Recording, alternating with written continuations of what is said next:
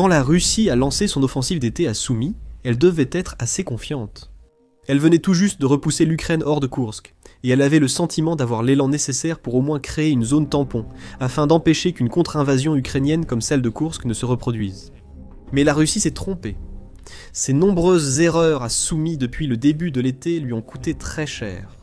Littéralement, dans le cas de l'un de ses principaux généraux russes, l'Ukraine vient de frapper ce général de plein fouet, le laissant mutilé et provoquant l'effondrement total de la ligne de front à Soumy.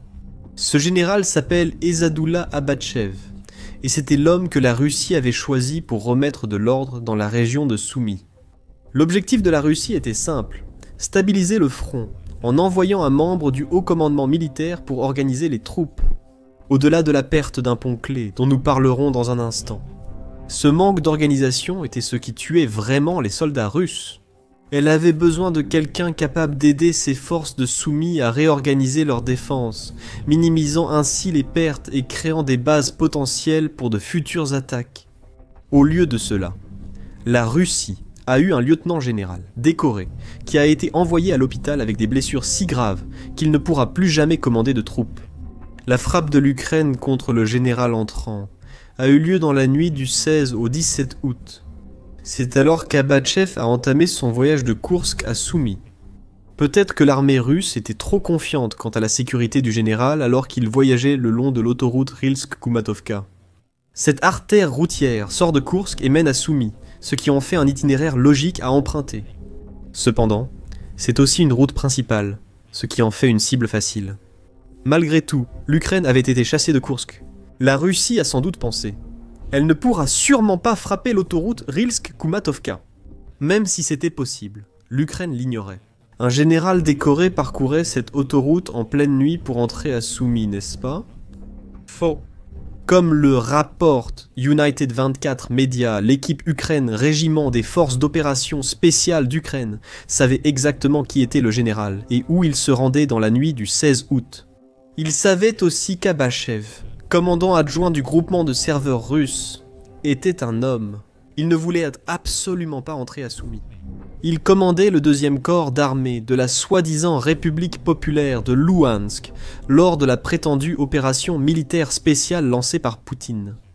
Dans ce rôle, Abatchev n'avait pas seulement organisé les forces pro-russes à l'intérieur de Louhansk, mais il avait aussi supervisé des frappes contre des localités civiles dans l'oblast. Les troupes russes étaient en difficulté à Soumy. La dynamique basculait en faveur de l'Ukraine, et elle ne pouvait pas se permettre de laisser la Russie faire entrer sur son territoire quelqu'un qui pourrait changer cette situation. L'équipe Ukraine Régiment a utilisé des drones vus à la première personne lors de son attaque. Inutile de deviner la suite, l'Ukraine a tout filmé. Dans une vidéo partagée par plusieurs médias, dont le Kiev Post, l'Ukraine a révélé exactement comment l'attaque contre Abatchev s'est déroulée. La séquence d'1 minute et 11 secondes commence par une vidéo filmée par un drone ukrainien suivant un véhicule alors qu'il prend un virage. Accompagné de musique classique, les images se poursuivent alors que le véhicule continue sur une route droite. À ce moment, le drone bouge. En quelques secondes, il se rapproche de sa cible jusqu'à ce que le véhicule remplisse tout le cadre. Puis, statique le drone vu à la première personne atteint sa cible directement. La vidéo passe ensuite à des images filmées par un autre drone qui montre les conséquences de l'attaque. On voit le véhicule russe arrêté sur la route, avec ce qui semble être la porte avant du passager soit ouverte, soit arrachée de ses gonds. Le 2e drone vu à la première personne de l'Ukraine tourne lentement autour du véhicule, cherchant peut-être la position exacte de sa cible, et offrant des images plus claires en le faisant. Les portes ont clairement été ouvertes, probablement par des passagers cherchant à fuir. Le drone photographie aussi les plaques du véhicule, révélant des marquages militaires russes. Un choix insensé qui a tout révélé, compte tenu de la valeur de la cible à l'intérieur. Le drone continue de tourner en rond, enregistrant l'épave du véhicule avant de descendre lui aussi. Un 2e impact, Abatchev n'avait aucune chance. Malgré ce que pourrait laisser penser la vidéo du véhicule avec les portes ouvertes, Abatchev n'est pas sorti à temps. La direction principale du renseignement du ministère ukrainien de la Défense s'est exprimée sur Telegram pour expliquer ce qui est arrivé au général russe. Ensuite, Abatchev n'est pas mort, mais il pourrait le souhaiter. Amputation du bras et de la jambe, Le général des forces d'occupation, Abachev, a subi de graves blessures, déclare le message sur Telegram avant de donner plus de détails sur l'attaque. Le blessé a été transporté d'urgence à l'hôpital clinique central Vishnevski à Moscou par avion militaire. Suite à ses blessures, Abachev a été amputé du bras et de la jambe. La direction du renseignement a conclu, rapporte Dietz, par un avertissement. La direction générale du ministère de la Défense de l'Ukraine rappelle qu'il y aura une juste rétribution pour chaque crime de guerre commis contre le peuple ukrainien. Un criminel de guerre, c'est précisément ce qu'est Abachev, du moins du point de vue de l'Ukraine. United 24 présente brièvement la carrière du général, notant sa naissance au Daghestan et son diplôme en 1989 de l'école supérieure de commandement de chars de la garde de Kharkiv, située dans l'actuel oblast ukrainien de Kharkiv. Abachev, issu de la dernière période de l'Union soviétique, ne semble éprouver aucun attachement pour le pays qui a lancé sa carrière militaire. Après avoir obtenu son diplôme, Abachev a commencé à gravir les échelons de l'armée russe, ce qui a conduit à son inscription à l'Académie des armes combinées des forces armées russes. Diplômé de cette académie en 2002, Abachev a ensuite occupé plusieurs postes de haut rang dans l'armée russe. Il a été autrefois commandant de brigade, selon United 24, et il a également servi comme chef d'état-major de la 5e armée interarmes de l'armée russe. Abachev a combattu lors de la deuxième guerre de Tchétchénie, la guerre de 2008 entre la Russie et la Géorgie, et a participé aux opérations russes en Syrie, en Azerbaïdjan et en Arménie. Lorsque Poutine a lancé son invasion, Abachev a joué un rôle clé à Luhansk. Comme déjà mentionné, c'est là que ces crimes de guerre ont été commis. Des civils ukrainiens sont morts à cause des ordres qu'il a donnés à Luhansk. On ne sait pas précisément combien de civils sont morts à cause des actions d'Abachev. Cependant, le chiffre pourrait se compter par centaines. Selon un rapport de septembre 2023 du Haut Commissariat des Nations Unies aux droits de l'homme, Lugansk et la région voisine de Donetsk avaient enregistré 10 611 victimes civiles environ un an et demi après le début de l'invasion russe. Cela représente 6 324 blessés et 4 287 tués. Abachev n'est peut-être pas responsable de toutes ces morts, mais son efficacité à aider la Russie à s'emparer de Lugansk signifie qu'il porte une part de responsabilité dans ce bain de sang. Et maintenant, après ce que l'Ukraine vient de lui faire, cette responsabilité a un coût très personnel. Et le pire pour Abachev, c'est qu'il n'était jamais censé se retrouver à Soumy, à la base. Si tout s'était passé comme prévu pour la Russie, il serait resté stationné à Koursk, suffisamment loin des lignes de front de la guerre en Ukraine pour se sentir relativement en sécurité. Il a fini mutilé sur une autoroute vers Soumy et croupi maintenant dans un hôpital à Moscou. Sa carrière est en lambeaux. Son corps est détruit, juste un homme de plus broyé et recraché par la machine infernale que Poutine a créée en Ukraine. Comment Abachev s'est-il retrouvé dans cette situation ? Il a fallu une série d'événements intéressants pour que le malheureux général se retrouve à Sumy en premier lieu. Tout a commencé le 1er août, lorsque Sensornet a rapporté qu'un pilote de l'armée de l'air ukrainienne avait réussi à détruire un pont dans la région de Yunakivka, à Sumy, à l'aide d'une bombe larguée depuis un chasseur MiG-29. Les images de cet incident semblent révéler une opération assez banale, au cours de laquelle un pont traversant une petite rivière est réduit en morceaux.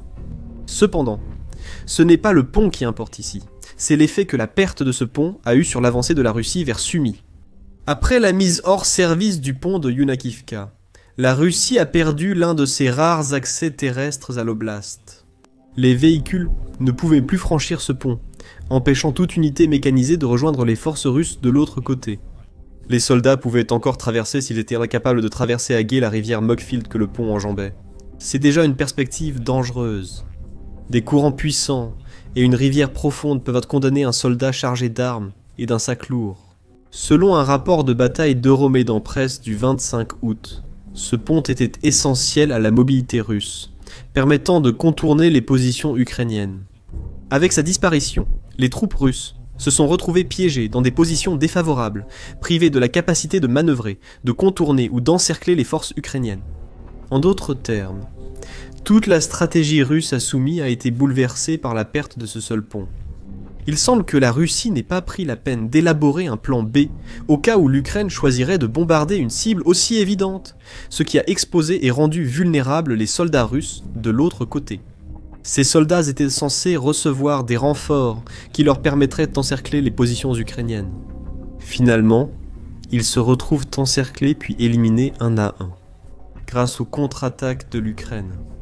Cette opération initiale de destruction de ponts a permis à l'Ukraine d'établir un contrôle de tir strict sur les lignes de communication terrestre de l'armée russe, ajoute Euromaidan Press. C'est logique, il y a d'autres voies d'approvisionnement vers Soumy, en plus du pont détruit par l'Ukraine. Le problème auquel la Russie est confrontée, c'est que l'Ukraine connaît parfaitement toutes ses routes. Elle parvient neutraliser la principale, lui permettant de concentrer drones, artillerie et frappes aériennes sur les autres routes. Maintenant que la Russie ne peut plus faire entrer ses véhicules mécanisés à Soumy, les soldats russes, qui tentent d'emprunter ces itinéraires alternatifs, n'ont pratiquement aucune protection.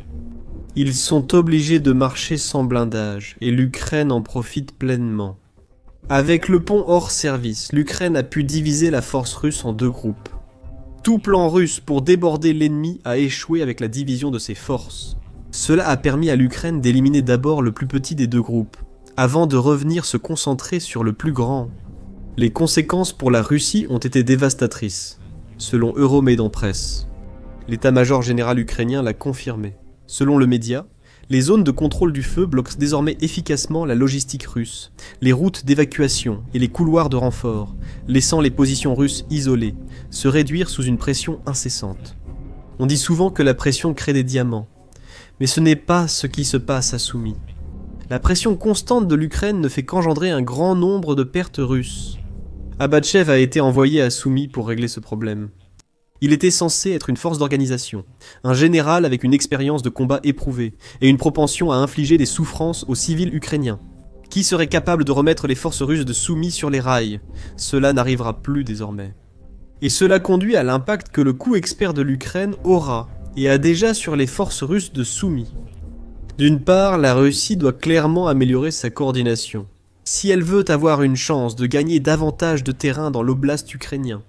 Selon Euromaidan Press, la perte d'un officier aussi haut placé en pleine crise affaiblit la capacité de la Russie à se coordonner et retarde ses tentatives déjà fragiles de rétablir la cohésion sur la ligne de front.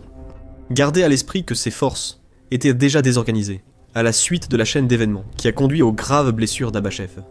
Et même avant tout cela, il n'était pas le groupe de soldats le plus organisé au monde. Aucune des troupes russes n'est organisée. L'organisation a été un problème majeur pour l'armée russe tout au long de la guerre en Ukraine.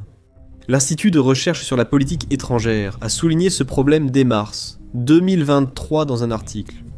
Philippe Vachilevski, qui a rédigé l'article, a déclaré que les problèmes d'organisation de la Russie proviennent de la combinaison de l'incapacité à transmettre des informations précises à ses troupes et du refus de décentraliser la prise de décision, trop centralisée, ce qui conduit à la diffusion d'informations inexactes dès le départ.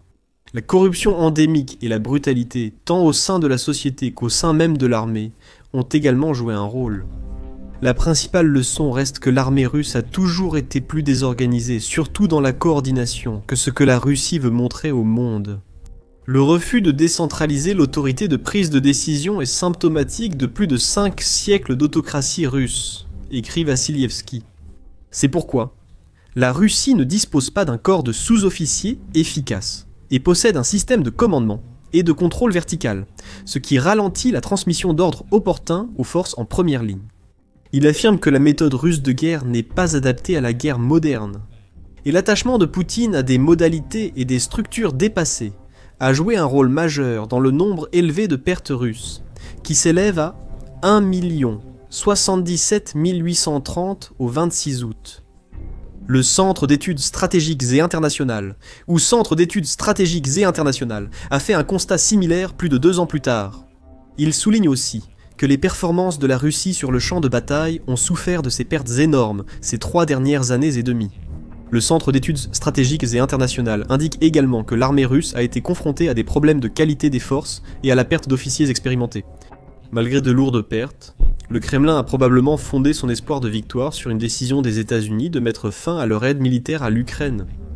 La Russie compte désormais sur les États-Unis pour mettre fin à la guerre de Poutine. C'est un retournement de situation complètement fou en soi, et cela révèle à quel point l'armée russe s'est avérée être un tigre de papier. Cependant, le point clé à retenir de ce qu'écrit le Centre d'études stratégiques et internationales, c'est que la Russie a perdu des officiers et des commandants expérimentés tout au long de la guerre. Abachev est désormais l'un de ces commandants perdus. Un homme fort de près de 40 ans d'expérience, capable d'apporter une brutalité organisée à toute avancée russe, est désormais hospitalisé à Moscou, amputé d'un bras et d'une jambe. Pensez à ce que cela impliquera pour l'offensive russe sur Sumy. Poutine peut nommer un autre général dans l'oblast, mais combien comme Abachev lui reste-t-il à sacrifier pour cette offensive ? Il ne doit plus en rester beaucoup à ce stade, et toute personne que Poutine essaiera d'envoyer aura une cible dans le dos, tout comme Abachev. La triste réalité pour les forces de Sumy de Poutine est qu'elles resteront désorganisées, sans direction et divisées, attaquant sur ordre sans vraie structure.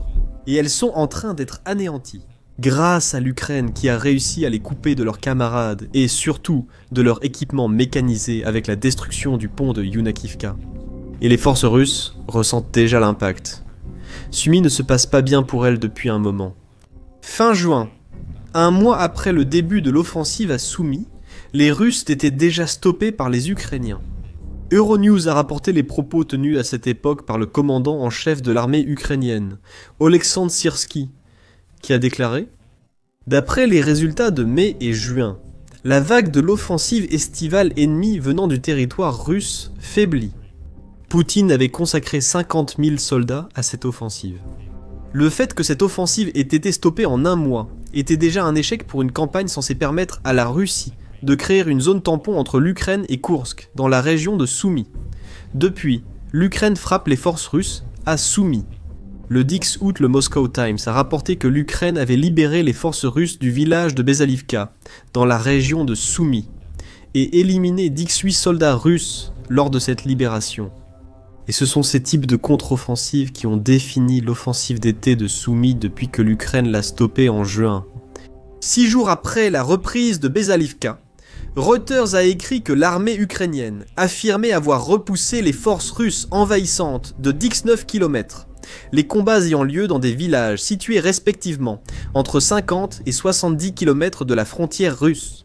Ce nombre de kilomètres avait été bien inférieur à ce qu'espérait la Russie au début de l'été. Maintenant, avec Abachev blessé, il n'y a pratiquement aucune chance que la situation à Sumy s'améliore pour la Russie. Ses troupes sont divisées, désorganisées, et ont perdu la possibilité de se regrouper sous un général redoutable. En fait, la situation va empirer, comme l'explique Euromaidan Press.